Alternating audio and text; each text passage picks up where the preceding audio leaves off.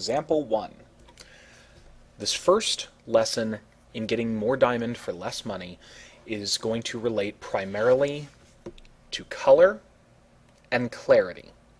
Before we go into anything else, just let me say, when it comes to diamonds, the one thing you never want to cut corners on is the cut grade. The cut grade has the most impact on how your diamond looks, and you will pay a premium for fine cuts. It is worth it. Believe me. You're buying a diamond because it's durable and because it sparkles, right? The cut grade determines how well made the girdle of the stone is to avoid chipping, durability. The cut grade also determines how much brilliance actually returns to your eye when you move the diamond. How's the scintillation? How much fire does it have? All of that has to do with cut grade. Do not skip on the cut grade. All of our examples from here on out are going to assume the stone you are buying has a GIA excellent cut grade. Now, the first lesson, color and clarity. There is a very large difference in price between one color of diamond and another. The example we're going to use is colorless to near colorless. I have a colorless diamond right here. You wouldn't know it unless I told you, though, mainly because the differences are minute. They're mostly used for grading purposes to determine the true quality of a stone and its true rarity. The less color a diamond has, its body color, not its fire, the less body color that a diamond has, the more rare it is by exponential leaps and bounds. Most diamonds that come out of the earth are brown, yellow, same with clarity.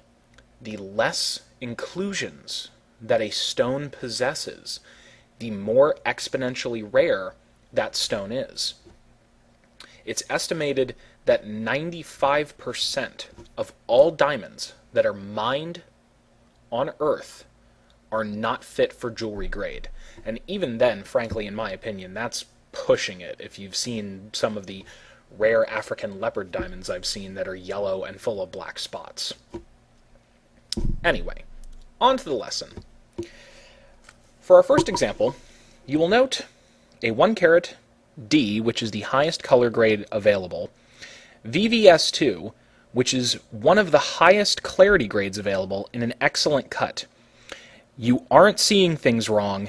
That is the price for that stone, $19,136. I don't think my car costs that much. Now, if you want to play around with the color and the clarity a little bit, go down a few grades in color. Go from D, which is the top of the colorless chart, E, F, and then G.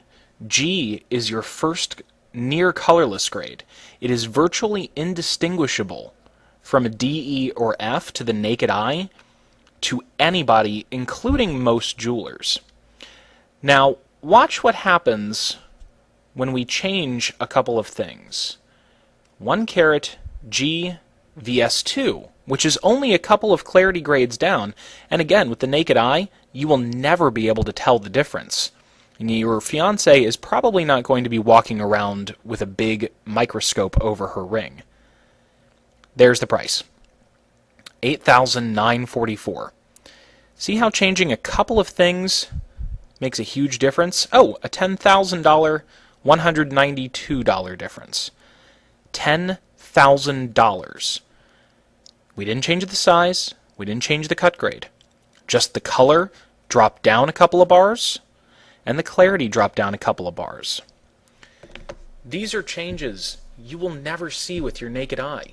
Most jewelers aren't trained well enough to see this with the naked eye. They need special grading equipment and high power magnification. In fact, when it comes to clarity, the human eye can't tell the difference between everything from flawless, which is the highest clarity grade available, to SI2. That's a far jump, and you can't tell the difference. You can't. Only when you get into the eye clarity range can you see it with the naked eye.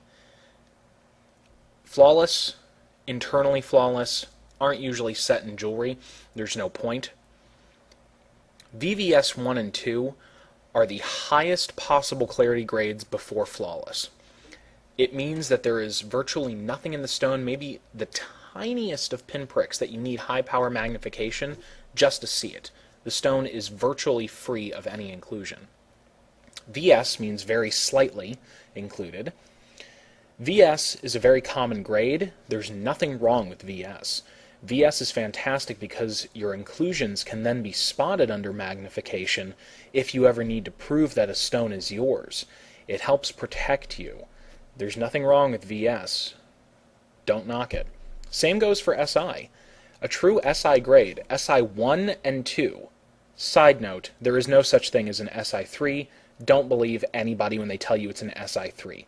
SI 3 is not a valid grade for a stone, and SI 3 is truly an I1 according to the GIA grading system, which frankly, them and AGS are the only really ones you should be using, so ignore SI 3s please.